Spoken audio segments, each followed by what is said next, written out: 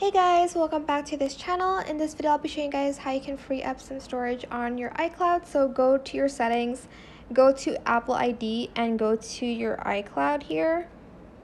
Once you're in iCloud, you are going to scroll down to iCloud backup.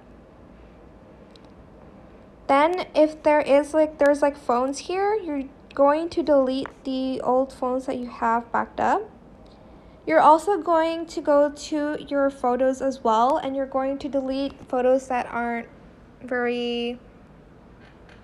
that you don't really want anymore, I guess. And that is pretty much the two ways you can free up some iCloud storage space. You can also turn off apps here. If you go to manage account storage,